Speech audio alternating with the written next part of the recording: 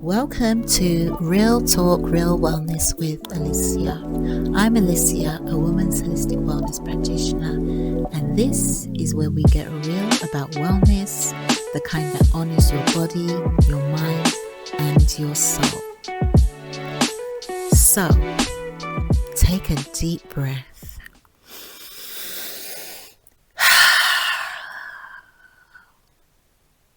I want you to imagine we're together right now. Maybe we're in the living room, or maybe yours. The lights are soft. There's a pot of herbal tea, the kind that smells like it's wrapping its arms around you. Maybe there's a candle flickering in the corner. You've got your feet tucked up under you and your blanket laying over your lap. And it's just us, woman talking to woman. Today I want to talk about something we've been taught to sort of dread or tippy-toe around. Menopause and perimenopause. But I want to talk about it in a way that feels a little bit different. It feels softer, truer, and empowering. Because this stage of life is not just an ending, my dears. It can be an unfolding, a blossoming, a whole new chapter of freedom. Now, I'm not going to pretend that it's all smooth sailing. We know it's not. The symptoms, they're real. The hot flushes that sneak up like a summer heat wave in the winter. If anyone knows what that feels like, oh my gosh, it is overwhelming. You've got the nights when you wake up at 3 a.m. for no reason whatsoever. You've got the brain fog when you're like me, looking for your glasses, and they're sitting there right on your face. Science explains a lot of this. As our hormones shift, it's not just the reproductive system that feels it. Every system in our bodies respond. Harvard researchers have found that these hormonal changes can trigger low-grade inflammation throughout the body, and that inflammation contributes to achy joints, changes in mood, slower recovery after exercise, and shifts in the metabolism. And here's something fascinating though. Researchers also note changes in the brain during this time. The way our neural pathways process emotion and stress can shift, often leading to more clarity, more decisiveness, less emotional reactivity once the transition is complete. It's as if your brain is reorganizing itself for the next phase in life. So once you've gone through the perimenopause and you have stepped firmly into that stage of menopause or postmenopause, clarity happens. Now, here's where I want to open the circle a little wider, because across cultures, this was never seen as a downfall, this stage of life. It was seen as an initiation. In many African societies, from the Yoruba of West Africa to the Sands of Southern Africa, menopause was a crossing over, no longer bound by fertility cycles.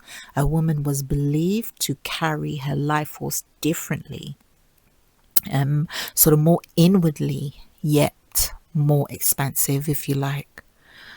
Postmenopausal women could enter councils, once closed to them, lead ceremonies and advise chiefs.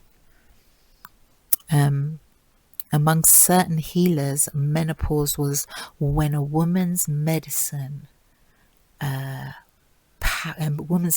power truly ripened. It peaked. And there's a proverb that still gives me the chills actually. When an old woman dies, a library burns. That's very powerful and says a lot.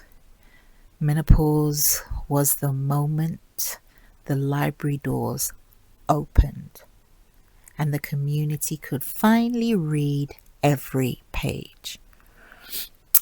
In the Native American traditions, you had the grandmothers. And if none of you have heard of the 13 grandmothers, I suggest you Google them.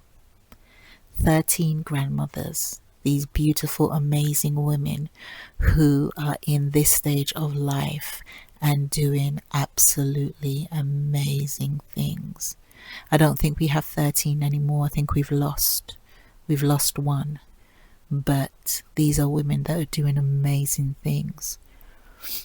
So in the Native American traditions, in the Lakota and the Cherokee ways, menstrual blood was seen as a spiritual power. When a woman stopped bleeding, the power was no longer released. It was stored. They would say a postmenopausal woman carries the moon in her body.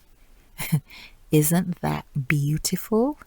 No longer subject to the cycles, she is one with them. These women were healers, dreamers, keepers of prophecy. They brokered peace, settled disputes, and guided their people. In my own Caribbean heritage, among the ancient Taino and the Arawak peoples, elder women were midwives. They were herbalists, the storytellers. They carried the ceremonies, the plant medicine, the knowledge, the creation myths, and with menstruation behind them, they were free to step into roles that connected them with the spirit world, bringing wisdom back to the people. They were the living bridges, if you like, between the human world and the world of the ancestors. The Ayurveda, the ancient Indian system of health, calls menopause the Vata or Vata stage of life. Airy, light, connected to spiritual realm. Fertility years are about building and maintaining. Menopause is about rising into wisdom, teaching and guiding. They say the fire that once cooked food for your family now becomes the lamp that lights the path for others. And then in traditional Chinese medicine, menopause is called the second spring. I love that. The idea that when bleeding stops, your jing, your essence is conserved. Instead of decline, it's a rebirth, if you like, a chance to redirect that energy into longevity, spiritual cultivation, and a deeper radiance. But here in the West, we've been sold a very different story. We've been told menopause means irrelevance, that your value is tied to your youth, your fertility, and how much you can do for others. That story is not only false, ladies, it's dangerous. It leaves women unprepared, unsupported, and robbed of what could be one of the richest stages of their lives. The truth. Menopause can be one of the most freeing, creative, powerful stages of life if we prepare and if we choose to see it differently. Menopause, that in-between stage, is not just the waiting room. It's the training ground.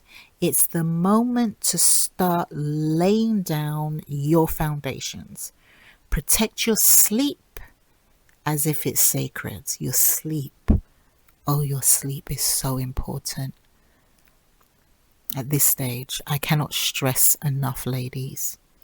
You need to nourish your body with proteins and good quality proteins and healthy fats and minerals like magnesium and vitamin D, and build muscle, because muscle is your currency for healthy aging. Okay, but it's not just about the body. This is a time to start creating space, physical space, emotional space, spiritual space that belongs to you. Not space you hold for others, unless that's what you truly want, but space where you can breathe, create, and just be. And when menopause fully arrives, many women describe something remarkable, a shift in their thinking. You stop caring about things that never really mattered. You stop over explaining yourself. You start caring about what nourishes you. You just are into you. This is the time for freedom. This is a freedom stage. The moment when you start saying no without guilt is this stage.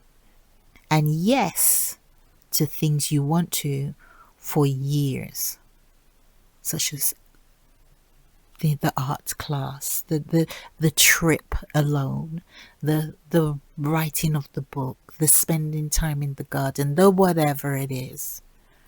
It's the time to say no to the things you want to say no to, and yes to all the things you want to say yes to. And yeah, there are still hard days, don't get it twisted, but these hard days, they don't define you anymore. What defines you is the way you step into the wise woman role, the guide, the elder, the bridge between generations. The petals don't fall away, my dear. They open wider. So, whether you're decades away, right smack bang in the middle, or looking back, I want you to hear this. Menopause is not the end of your story. It's the opening of a new chapter.